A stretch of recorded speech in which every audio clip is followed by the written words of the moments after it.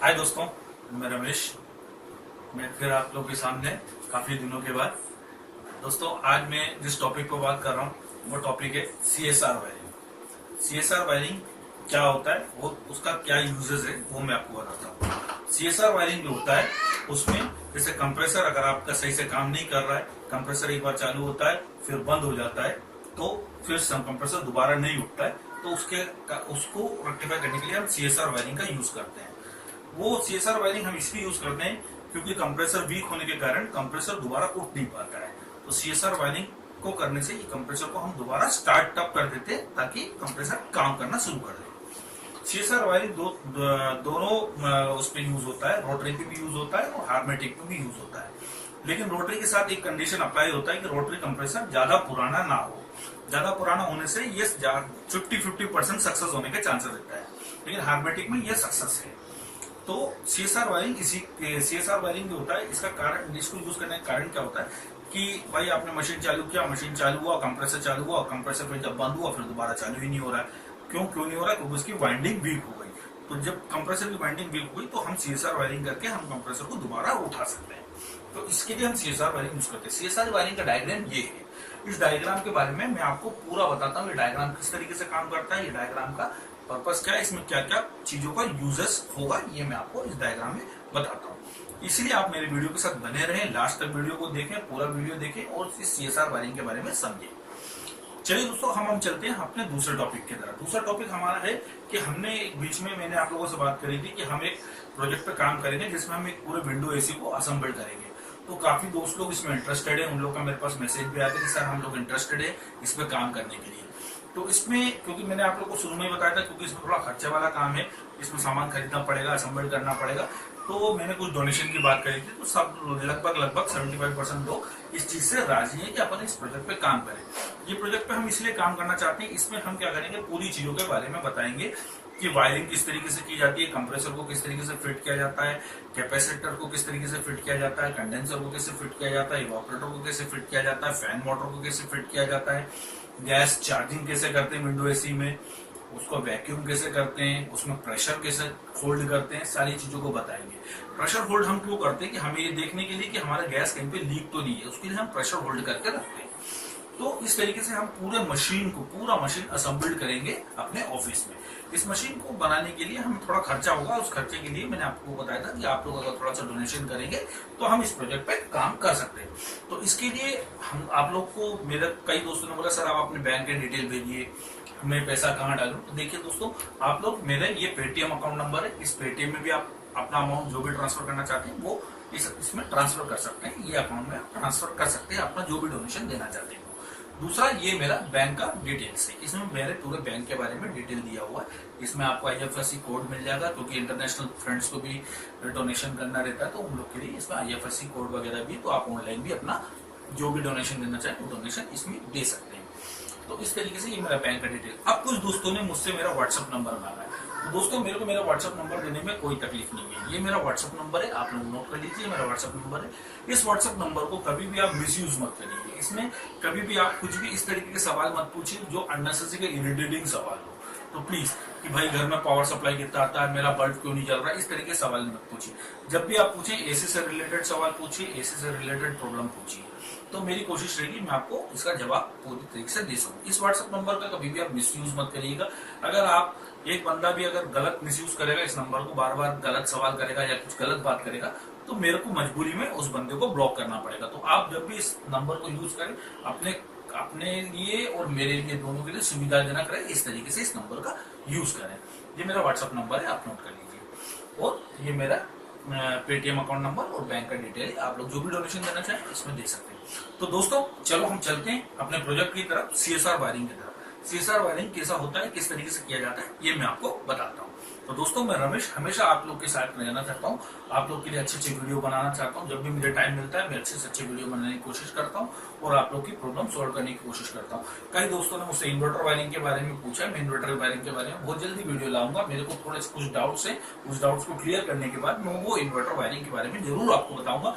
Inverter wiring in future आगे जाके आपके और मेरे बहुत जरूरत की चीज होती है, क्योंकि आजकल 75% लोग इन्वर्टर एसी लगाते हैं। और मैं एक वीडियो और बनाऊंगा जिसमें कई लोग पूछते हैं कि सर कितने टन का मशीन कितनी जगह पे लगना चाहिए, कितना यूजेज होना चाहिए, कौन सा एयर कंडीशन अच्छा होता है। तो देखो मैं एयर कंडीशन का रिव्यू तो नहीं दे सकता हूँ, लेकिन मैं एयर कंडीशन के बारे में कुछ चीजें बताऊंगा जो बेसिक चीज होती है, जिससे आपको अपना एयर कंडीशन चुनने में आसानी रहेगी। तो दोस्तों मेरे वीडियो के साथ बने रहिए, लास्ट तक बने रहिए, मेरे वीडियो को सब्सक्राइब करिए, लाइक करिए, अपना प्यार मेरे साथ बनाए रखें, हमेशा अपने दिलों में मुझे बसा के रखें। तो चलिए हम चलते हैं अपने CSR वायरिंग के तरफ। नमस्कार दोस्तों, मैं रमेश। चलिए आज हम CSR वायरिंग के बारे में समझते हैं। CSR वायरिंग मतलब capacitor start running wiring diagram. ये डायग्राम मैं आप लोग को इसलिए बता रहा हूँ क्योंकि इस डायग्राम से काफ़ी आप लोग को फ़ायदा होगा। फ़ायदा ऐसे होगा कि जो कंप्रेसर वीक हो जाता है, जो कंप्रेसर एक बार स्टार्ट होता है उसके बाद वो दोबारा स्टार्ट नहीं होता है, उन कंप्रेसरों में हम ये वाली वायरिंग कर सकते हैं। और ये वायरिंग करने के लिए आपको PCB बोर्ड में कुछ करने की ज़रूरत नहीं है और आपको किसी तरीके से अलग तरीके से वायरिंग करने की ज़रूरत नहीं है। सिर्फ ये वायरिंग एक सेपरेट वायरिंग होती है जो हमारे ऑलरेडी जो वायरिंग होती है उसी वायरिंग के साथ ये कनेक्ट हो जाता है और इसमें कहीं सोल्डिंग वगैरह करने की ज़रूरत नहीं है। ये बहुत ईजी होता है और बहुत सस्ते उसमें ये वायरिंग हो जाता है, जिससे हमारा कंप्रेसर जो कंप्रेसर वीक कंप्रेसर होता है, जिनका वाइंडिंग वीक हो जाता है, वो कंप्रेसर को हम दोबारा चालू करके कस्टमर को दे सकते हैं। तो इसमें क्या होता है कि इसमें हमको एक वोल्टेज टाइप रिले लगता है। वोल्टेज टाइप रिले आप किसी भी इसके शॉप में जाएंगे, आप एयर कंडीशन के जो स्पेयर पार्ट्स रखते हैं उनसे बोलेंगे वोल्टेज टाइप रिले दे दीजिए, तो वो आपको वोल्टेज टाइप रिले दे देंगे। ठीक है। अब जैसे कि आप देख रहे हैं ये पूरा का पूरा डायग्राम, ये डायग्राम में देखिए हम अगर देखेंगे तो यहाँ पे PCB बोर्ड है जो ऑलरेडी हमारे यूनिट के अंदर लगा होता है, चाहे वो विंडो AC हो चाहे वो आपका स्प्लिट AC हो, दोनों में ये लगा होता है जिसको हम PCB बोर्ड बोलते हैं। तो देखिए PCB बोर्ड से हमको सिर्फ क्या करना है, रिले यूज करना है। PCB बोर्ड के अंदर भी एक रिले होता है जो मैंने आपको बताया 3 मिनट के बाद चालू होता है ना, जो 4 नंबर को सप्लाई छोड़ता है। तो हमको क्या करना है, जो 4 नंबर से जो सप्लाई छोड़ता है उस पॉइंट को वहां से निकाल के हमको आगे का ये वाला कनेक्शन करना है। तो इस कनेक्शन को करने की विधि क्या है वो मैं आपको बताता हूँ। तो दोस्तों जैसे कि मैंने अपने पिछले उसमें भी बताया था कि हम लोग एक नए प्रोजेक्ट पे काम करने जा रहे हैं, तो आप लोग प्लीज़ उस प्रोजेक्ट के लिए सपोर्ट करिएगा और अपना जो भी योगदान है वो योगदान आप जरूर करिएगा ताकि हम उस विंडो AC पे वर्कआउट कर सकें। तो दोस्तों चलिए हम शुरू करते हैं हमारा CSR वायरिंग। CSR वायरिंग में क्या होता है, सबसे पहले न्यूट्रल वायर देखिए। न्यूट्रल वायर PCB बोर्ड पे दिया होता है, तो न्यूट्रल जो रहता है वहां से वायर कनेक्ट करने का है हमको, और उस कनेक्ट को लाके हमारे वोल्टेज टाइप रिले के 5 नंबर पे कनेक्ट करना है। उस वोल्टेज टाइप रिले पे लिखा होता है 1 2 4 5, ठीक है, इस तरीके से लिखा होता है उसमें। तो हमको क्या करना है, न्यूट्रल वायर को वहां से लाना है और 5 नंबर पे कनेक्ट करना है। ठीक है, न्यूट्रल जो है इसको इसी 5 नंबर से उसका एक लूप बना के उसको आपको ले जाके कॉमन में कनेक्ट करना है, किसके, कंप्रेसर में, है ना। कंप्रेसर के कॉमन में हम जैसे इसको कनेक्ट करते हैं, इसको हमें कनेक्ट करना है। तो जब हमने कॉमन में कनेक्ट कर दिया, ठीक है, उसके बाद हम क्या करते हैं, अगला जो होता है PCB बोर्ड से हमने न्यूट्रल लिया, न्यूट्रल को हमने 5 नंबर पे कनेक्ट किया, 5 नंबर से हमने सीधे कंप्रेसर के कॉमन पॉइंट पे कनेक्ट कर दिया। ठीक है, ये हमने PCB बोर्ड से ये करंट सप्लाई लिया है ना। PCB बोर्ड को करंट सप्लाई कहाँ से आता है ये आपको मालूम है। फिर हम क्या करते हैं, रिले, जो हमारे PCB बोर्ड के अंदर रिले लगा होता है जो 3 मिनट के बाद करंट छोड़ता है, उस रिले के 4 नंबर पॉइंट से हम सप्लाई लेते हैं, जिसको हम फेस बोलते हैं। फेस को हम यहाँ 4 नंबर से लेंगे और सीधे ले जाके वोल्टेज टाइप रिले के 4 नंबर पे कनेक्ट कर देंगे। ठीक है, 4 नंबर पे कनेक्ट करने के बाद उसी में से एक वायर को जोड़ के आगे हम अपने रन पॉइंट पे कनेक्ट कर देंगे। ठीक है, अगर आप यहाँ देखेंगे तो ये रन पॉइंट पे कनेक्ट हो गया। तो हमारा फेस वायर जो है यहाँ से चला और 4 नंबर पे आया, 4 नंबर से हमारे रन पे चले गया। सीधे ले जाके रन पे कनेक्ट मत करिए, हमेशा वोल्टेज टाइप रिले पे कनेक्ट करिए और यहाँ से लूप बना के आप रन को कनेक्ट करिए। तो ये हमारा 4 नंबर पे कनेक्ट हो गया, यहाँ से लूप बन के हमारे रन पे चले गया फेस। उसी में से एक लूप बना के हमारे स्टार्टिंग कैपेसिटर पे दे दीजिए, है ना। ये स्टार्ट कैपेसिटर, 2 कैपेसिटर यूज होता है इसमें, एक रनिंग कैपेसिटर यूज होता है, एक स्टार्ट कैपेसिटर यूज होता है। तो हमारे 4 नंबर का एक पॉइंट निकाल के स्टार्टिंग कैपेसिटर के एक पॉइंट पे दे दीजिए, कोई से भी एक पॉइंट पे दे दीजिए, और दूसरा पॉइंट जो खाली होता है उस पॉइंट से एक पॉइंट निकाल के सीधे ले जाके 1 नंबर पे कनेक्ट कर दीजिए, है ना, स्टार्टिंग का। SR का, है ना, ठीक है, SC का, सॉरी, SC का यहाँ से ले जाके 1 नंबर पे कनेक्ट कर दीजिए। उसी तरीके से फेस जो है यहाँ से 4 नंबर से एक फेस हमारा रनिंग कैपेसिटर को दीजिए।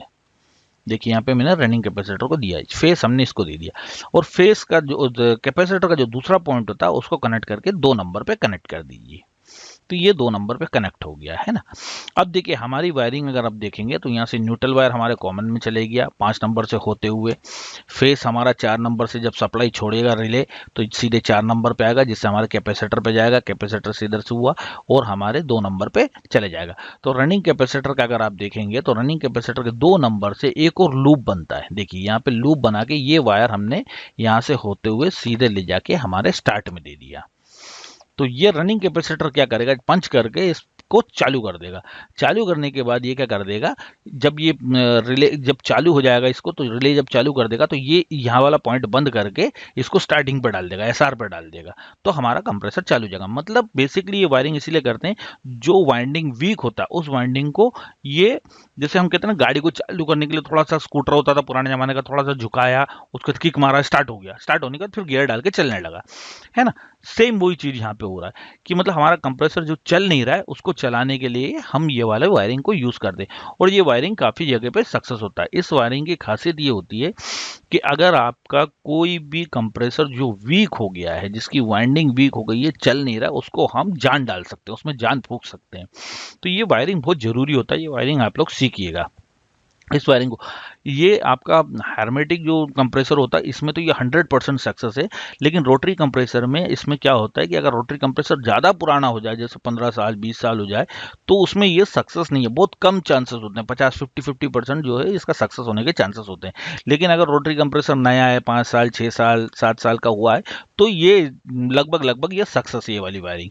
तो ये वायरिंग आप हमेशा अपने पास इसको बना के रखिए, अपने पास इस डायग्राम को बना के रखिए, ये कभी भी आपको ज़रूरत पड़ सकती है। इसको बोलते हैं CSR वायरिंग, है ना। CSR वायरिंग में जरूरी नहीं है कि आप CSR वायरिंग करो और वो नहीं चले, तो देखो आप उसको चेक करो कि आपने वायरिंग सही करी। CSR वायरिंग में हमेशा वायरिंग की हमेशा ध्यान रखिए, वायरिंग आपका बिल्कुल प्रॉपर होना चाहिए, है ना। CSR वायरिंग का मतलब होता है capacitor start relay wiring diagram. तो दोस्तों इस तरीके से ये वायरिंग को किया जाता है। तो आप लोग इस वायरिंग को थोड़ा सा समझिए। इसमें सिर्फ आपको सिर्फ एक चीज लगता है जो है वोल्टेज टाइप रिले, और 2 कैपेसिटर लगता है, एक रनिंग कैपेसिटर लगता है, एक स्टार्ट कैपेसिटर लगता है ना। स्टार्टिंग कैपेसिटर देखिए आपको मैं बताता हूँ, स्टार्टिंग कैपेसिटर अगर 1 टन की मशीन है तो 60 से लेके 80 के बीच में होना चाहिए स्टार्टिंग कैपेसिटर, और अगर 1.5 है तो 80 से लेके 100 के बीच में होना चाहिए। 2 टन है तो 100 से लेके 20 के बीच में होना चाहिए। इस तरीके से 2 टन के बाद जो है ये थोड़ा सा सक्सेस होना कम हो जाता है। 2.5 टन पे अगर आप करते हैं तो ये थोड़ा सक्सेस होना कम रहता है, लेकिन हो जाता है, लेकिन आप कैपेसिटर की वैल्यू बढ़ा दीजिए तब। तो इस तरीके से ये CSR वायरिंग को करते हैं। दोस्तों आई होप मेरी ये वायरिंग डायग्राम आपको समझ में आ गई होगी, ये वायरिंग क्यों की जाती है इसके बारे में आपको समझ में आ गया होगा। तो दोस्तों मेरे वीडियो को देखते रहिए, लाइक करिए, सब्सक्राइब करिए और दोस्तों तक मेरे वीडियो को पहुंचाइए, और हमेशा अपना प्यार मेरे साथ बनाए रखें। तो दोस्तों मैं एक बार और आप लोग को एक बार रिमाइंडर देना चाहता हूँ कि हम लोग एक नए प्रोजेक्ट पे काम करना चाहते हैं, जिसमें मेरे को आप लोगों की सपोर्ट की ज़रूरत है। आप लोग सपोर्ट करेंगे तो हम उस प्रोजेक्ट को कंप्लीट कर पाएंगे, जिसमें मैंने आपको बताया कि किस तरीके से आप जो भी डोनेशन देना चाहते हैं वो डोनेशन आप किस तरीके से दे सकते हैं, उसके बारे में मैंने पूरी जानकारी इसी वीडियो में दिया हुआ है। तो दोस्तों मेरे वीडियो के साथ बने रहें, मुझसे अपना प्यार बनाए रखें, हमेशा मेरे साथ जुड़े रहें। थैंक यू दोस्तों। सब्सक्राइब करना ना भूलें, लाइक करना ना भूलें। अगर आपको पसंद आता तो आप लाइक करिए, अगर आपको पसंद नहीं आता तो आप डिसलाइक करिए, है ना। तो दोस्तों अब मैं जो है अगला वीडियो आपको एक ऐसा बनाऊंगा जिसमें मैं आप लोग को ये बताऊंगा कि भाई कितने टन की मशीन कितने भाई स्क्वायर फीट में यूज़ होता है, और हमको कौन सी मशीन लेना चाहिए और कौन सी मशीन नहीं लेना चाहिए, इसके बारे में भी मैं आपको जानकारी दूंगा। और मेरी कोशिश रहेगी कि अगर ये विंडो AC का प्रोजेक्ट सक्सेस होता है तो इसके बाद हम लोग जो है स्प्लिट AC को पूरा असेंबल करेंगे। तो इस तरीके से हम धीरे धीरे एक एक प्रोजेक्ट पे काम करते चलेंगे और हम आगे बढ़ेंगे। दोस्तों आज हम लोग किसी स्कूल या किसी भी इंस्टीट्यूट में पढ़ने जाते हैं तो वो 30 से 40 हज़ार रुपये हमसे ले लेते हैं, लेकिन वो आपको इस तरीके से पूरा प्रोजेक्ट बनाना और ये सब करना नहीं सिखाते हैं। तो मेरी कोशिश है कि मैं अपने जो दोस्त लोग मेरे साथ जुड़े हुए हैं उनको मैं ये प्रोजेक्ट जरूर करके दिखाऊं। ये मेरा बहुत एक दिली तमन्ना है कि मैं एक इस तरीके से प्रोजेक्ट आप लोग के बीच में लाऊं। तो दोस्तों मेरे वीडियो को देखते रहिए, लाइक करिए, सब्सक्राइब करिए और दोस्तों तक मेरा वीडियो को पहुंचाइए। नमस्कार दोस्तों।